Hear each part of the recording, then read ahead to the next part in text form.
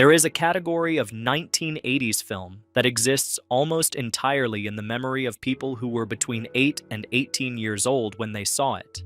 At a sleepover, on cable at 11 p.m., on a VHS tape that somebody's older brother had. No streaming algorithm will surface these movies. They are not in anyone's canon. But for the people who saw them at the right age, they are completely unforgettable. These are the 10 forgotten 80s movies that only Gen X remembers. Number 10. The Keep, 1983. Not only have you learned the crosses are made of nickel, not silver, but you have earned yourself a place on first watch all week. Get out! Michael Mann directed The Keep in 1983 between Thief, 1981, and Manhunter, 1986, and it is genuinely unlike anything else in his filmography, or in anyone else's filmography, for that matter. Set in a Romanian mountain pass in 1941, it concerns a German Wehrmacht expected to. Scott Glenn plays Glaken, the mysterious stranger who arrives to deal with what the fortress has released. Alberta Watson plays the Romanian professor. Approach that Mann reportedly developed with significant personal investment has a physical presence that CGI-based replacements almost never achieve. Mann has said in multiple interviews that the film was effectively taken away from him in the editing room, and that the theatrical version is not the film he made. That explanation is entirely consistent with what the released version looks and feels like. Something genuinely unusual that is missing significant structural components. Number 9. Dreamscape, 1984. Who the hell are you? We're from Thornhill College. I'm Roy Babcock, this is Gary Finch. We have a little proposition for you. Yeah? Dreamscape arrived in August 1984, just 2 months before A Nightmare on Elm Street would arrive in November, and permanently establish Dream Invasion as a mainstream horror subgenre. The timing is one of those movie industry coincidences that you can't help thinking about. If the order had been reversed, if Wes Craven's Elm Street had arrived first, and Dreamscape had followed into a market primed for Dream Invasion stories, the cultural trajectory might have been different. Instead, Dreamscape landed quietly, earned approximately $12.5 million against a budget of approximately $6 million, and drifted into cable rotation where the Gen X audience found it. The premise is both ingenious and distinctly 1984 in its anxieties. Alex Gardner, Dennis Quaid, is a young psychic who is recruited by a government-run program with the ability to project a trained psychic into another person's dream. This seems like a therapeutic tool until the program's darker applications become clear. The target is the President of the United States, played by Eddie Albert, who is suffering from recurring nuclear war nightmares of considerable vividness and specificity. This is 1984, 3 years after Reagan's election, when nuclear war nightmares were not a screenwriting invention, but a documented mass experience. A rival psychic named Tommy Ray, David Patrick Kelly, is sent into the president's dreams to kill him from the inside. The political paranoia at the film's core, that government programs designed with one stated purpose are actually being used for assassination and power consolidation, was very much of its early 1980s moment. Christopher Plummer brings controlled menace to the film's primary antagonist. Max von Sydow brings dignity to the role of the scientist who built the program and now watches it misused. Dennis Quaid makes Gardner charismatic and slightly reckless in equal measure. The Snake Man sequence deserves specific mention. A child's nightmare about a father who transforms into a human-snake hybrid becomes a practical effects sequence that is genuinely disturbing in the way that childhood nightmares are disturbing, specific, inexplicable, and physical. This is precisely the kind of imagery that lodges in the memory of a viewer who encountered it at age 10 and remains there, fully rendered, 35 years later. Number 8. The Adventures of Buckaroo Banzai, Across the Eighth Dimension, 1984. Sydney, these are my friends. This is my colleague, Dr. Sidney Zweibel, old medical friend from Columbia PNS. Howdy there. The Adventures of Buckaroo Banzai, Across the Eighth Dimension appears to have been made for an audience of approximately 12 very specific people, and then somehow accumulated a cult following that has not diminished in 40 years. W.D. Richter wrote the screenplay, and Earl Mac Rauch contributed to the backstory, creating a character who is simultaneously a physicist, a neurosurgeon, a test pilot, and a rock musician, and who is treated, in the world of the film, as someone so recognizably extraordinary that his fans show up wherever he appears without this requiring explanation. Peter Weller plays Banzai with a quality that can only be described as effortless, otherworldly confidence. In the film's opening sequence, he drives a jet car toward a mountain at supersonic speed and, by means of an oscillation overthruster he has developed, drives the car straight through the solid rock without slowing down. He emerges on the other side, gets out of the car, examines a small watermelon that has somehow appeared in the passenger seat, says nothing, and drives back. This is the introduction of the film's protagonist, and it establishes the register in which everything that follows will operate. The alien crisis involves red lectroids from Planet 10 who have been stranded in the 8th dimension since 1938, and whose leader, John Horfin, John Lithgow, operating on a frequency of theatrical abandon that is genuinely spectacular, wants to use the oscillation overthruster to return to Planet 10, where other lectroids are waiting to destroy Earth if he succeeds. Buckaroo, with his team of associates the Hong Kong Cavaliers, all named John for reasons the film provides, has to stop this. Jeff Goldblum appears as a neuroscientist and Hong Kong Cavalier who arrives in the film wearing a full cowboy costume for a reason that is never explained.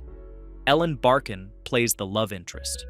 Christopher Lloyd is a supporting lectroid.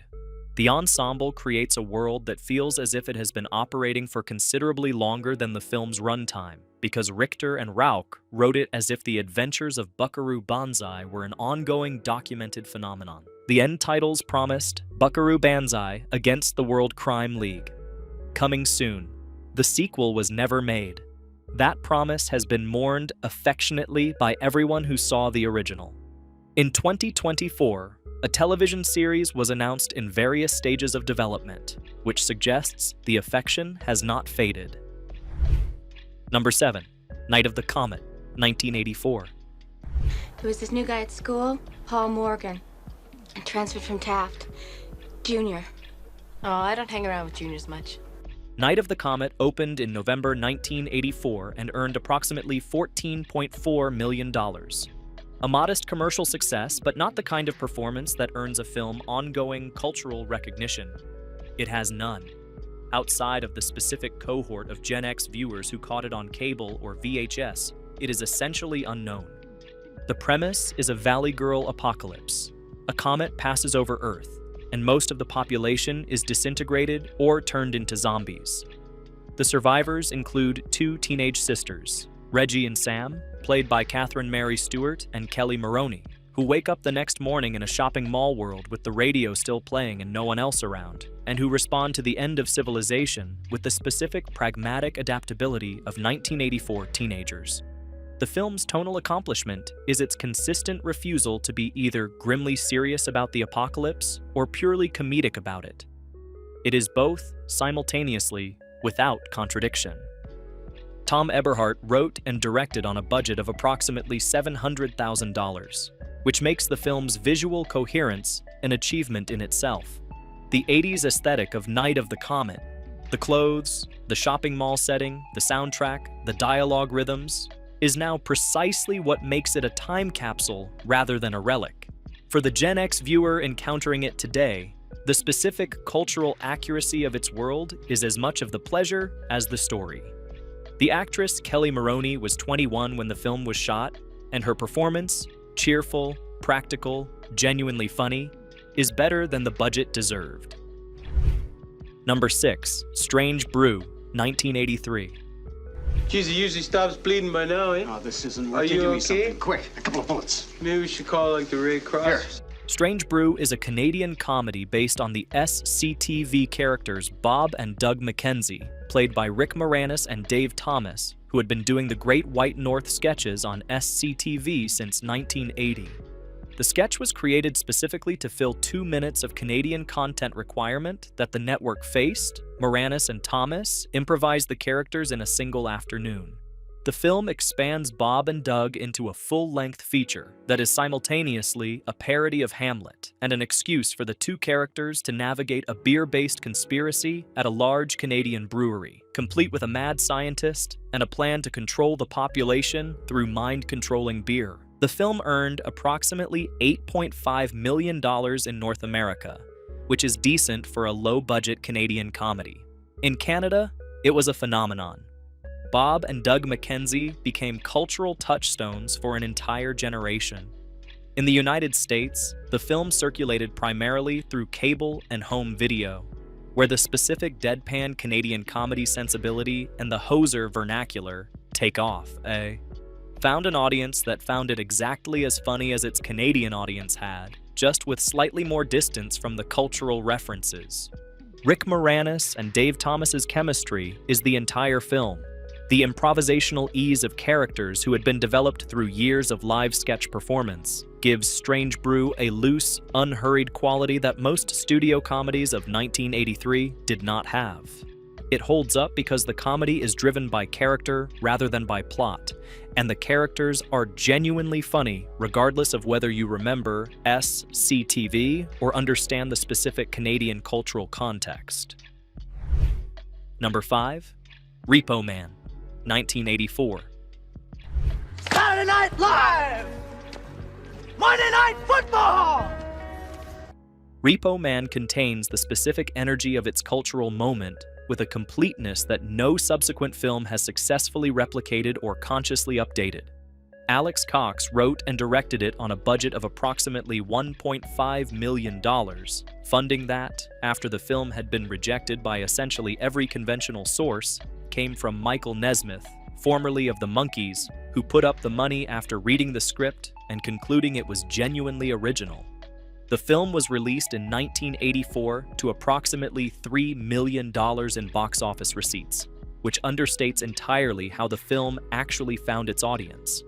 Through college midnight screenings, through late-night cable plays, through the emerging home video market, and through the specific network of people who had seen it and needed everyone they knew to see it also. Emilio Estevez plays Otto, a punk kid in Los Angeles whose first day at a new job turns out to be his first day as a repo man, reclaiming cars from people who have stopped making payments. His mentor, Bud, Harry Dean Stanton, has developed a complete philosophy of repossession that involves treating everything you encounter with absolute uniformity and equanimity, because repo men are always intense. The Chevy Malibu that provides the film's MacGuffin, it contains something in its trunk, possibly alien, possibly nuclear, definitely making people who get near it behave extremely strangely, is almost beside the point. The film is about Otto's immersion into a working-class California that exists parallel to the Reagan-era vision of 1984 America. The Los Angeles that Repo Man documents, the specific geography of punk clubs, 24-hour diners, repo yards, and vacant lots, lit by fluorescent lights and neon, rather than the aspirational palette of the decade's more optimistic films, is a Los Angeles that was real in 1984 and that has been almost completely erased by the subsequent 4 decades of development and gentrification. The film is a document of a place that no longer exists. The soundtrack, Black Flag, The Circle Jerks, Iggy Pop, The Plugs, Fear, is one of the most accurate representations of what the Los Angeles underground music scene sounded like in 1984. Harry Dean Stanton delivers one of the great performance in a small film moments of his career, which is saying something. Number 4. Streets of Fire, 1984. He's not just your old girlfriend. Oh, Reva, what do you want from me, huh? You know what I want. You want me to go rescue an old girlfriend who's shacked up with another guy? Thanks a lot. Streets of Fire opens with a title card that reads, "A rock and roll fable, another time, another place." That is a precise description of what follows. Walter Hill wrote and directed a film that takes place in a world that is not 1955 and not 1984, but somehow both simultaneously. The clothing is wrong for both decades. The technology is wrong for both decades. The cars are wrong for both decades. And the music is definitively of the moment the film was made. The visual world created by Hill and production designer John Vallone has no historical equivalent. It is a deliberate and constructed mythology. The story is stripped down to the essential coordinates of a Western. Mercenary with a past, Michael Paré as Tom Cody, rides into town to rescue a woman, Diane Lane as Ellen Aim, rock singer, who has been taken by the villain, Willem Dafoe as Raven, motorcycle gang leader. There is a love triangle. There is a climactic confrontation. There is a final goodbye. The mechanics are exactly what they appear to be, and the film doesn't apologize for them. What it puts inside those mechanics is extraordinary. Diane Lane, at 18, she filmed Streets of Fire immediately after The Outsiders in 1983, delivers a rock star charisma that was not manufactured for the camera. Dafoe in black leather chaps, playing villainy with a physicality that was already suggesting where his career would go. Rick Moranis as Billy Fish, Ellen Aim's manager, a performance of pure 1984 rock industry opportunism that plays against every expectation his Ghostbusters-era persona created. Amy Madigan as McCoy, the female soldier who joins Tom's rescue mission and who is easily the most competent person in the film. Jim Steinman wrote, "Tonight is what it means to be young" and "Nowhere Fast" for the film, performed by Fire Inc. and featuring Holly Sherwood on vocals. And both tracks are legitimate rock moments that hold up as listening experiences entirely separate from the film. Dan Hartman's "I Can Dream About You," performed in the film by a fictional group called The Sorrels, became a genuine pop hit. Streets of Fire earned approximately $7.7 million against a $14 million budget, which classified it as a failure. The music classified it as something else. Number 3, The Legend of Billie Jean, 1985. You're out of your mind. The bill is for the scooter.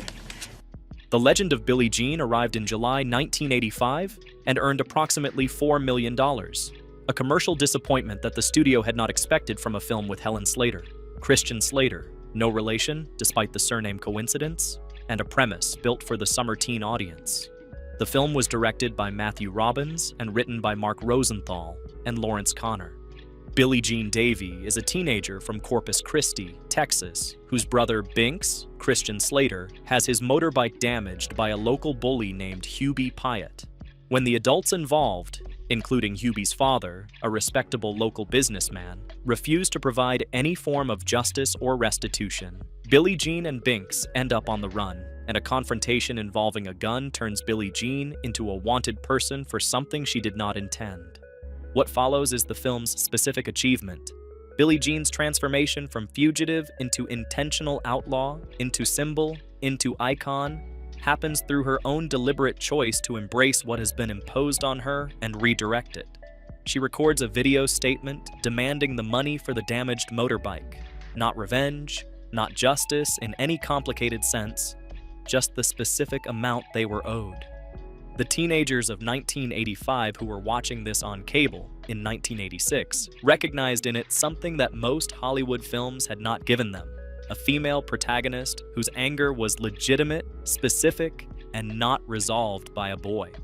Helen Slater's performance carries the film with a seriousness that the premise supports but does not demand. She could have played Billie Jean as a teen fantasy figure, and it would have been easier and worse. Pat Benatar's "Invincible" became a genuine hit single and remains the song most associated with the film. The Joan of Arc haircut is one of the most precisely meaningful visual choices in 1980s teen cinema. Number 2, Explorers, 1985. I don't believe this. It's asking for coordinates on X, Y, and Z axes. Explorers was Joe Dante's follow-up to Gremlins, a film that had earned approximately $148 million in 1984 and established Dante as a director who could make smart, slightly subversive entertainment for younger audiences within the studio system. Paramount gave him approximately $25 million to make a science fiction adventure film about children building a spacecraft. Ethan Hawke, 14 years old, in his first film role ever, and River Phoenix, in his second film role, play two of three friends, Ben and Wolfgang, who have been receiving blueprints for a spacecraft in their dreams, transmitted by an extraterrestrial intelligence. They build it from salvaged parts. It works. The film was released in July 1985 and earned approximately $9.9 million. The reasons for the commercial failure are multiple. Back to the Future opened 3 weeks earlier and took everything the summer had to offer in terms of science fiction family film attendance. The production was troubled, with Dante working against a studio deadline that required delivering the film before it was fully finished. And the film's specific tonal choice in its second half, the alien encounter that the marketing had promised to be awe-inspiring, turns out to be strange, ambivalent, and genuinely peculiar in ways that the trailer had not prepared anyone for. What the children find when they reach the alien ship is not the magnificent extraterrestrial intelligence of Close Encounters of the Third Kind. It is something that has been shaped by American television and has a corresponding relationship to reality. The revelation is simultaneously funny and deflating, and somehow the most honest thing the film could have done with the premise. The universe, it turns out, has been watching what we broadcast. Ethan Hawke and River Phoenix have the chemistry of very young performers who are both more talented than the material requires of them. And watching the film after Phoenix's death in 1993 at age 23 gives it a weight that the 1985 release could not have anticipated. It is one of the more poignant things about certain films. They age into meanings they never intended, through circumstances entirely outside their control. Number 1, My Science Project, 1985. What is it? I'll tell you what it is. It's a time-space warp that's created by this gizmo. My Science Project arrived in theaters in August 1985, the same summer as Back to the Future, Explorers, and Real Genius, and earned approximately $4.7 million against a budget of approximately $8 million. It has been essentially invisible since, which for the Gen X viewer who stumbled onto it on cable in 1986 or 1987, makes it one of the more precise tests of generational memory. If you know it entirely. If you don't, the blank expression on your face confirms that you were not watching the right channel at the right time. John Hughes produced it. Jonathan Betuel wrote and directed. Dennis Quaid appears briefly as a Korean War-era pilot in the opening sequence, which establishes how the alien artifact at the center of the film got left in a junkyard. The main story follows a high school student named Michael, John Stockwell, who finds the artifact in a government junkyard and turns it in as his science project. An artifact that turns out to draw energy from any source and produce time anomalies in the surrounding area, eventually pulling the school into a kind of temporal soup that cycles through different historical periods simultaneously. The film's specific entertainment value is its total commitment to its own absurdity.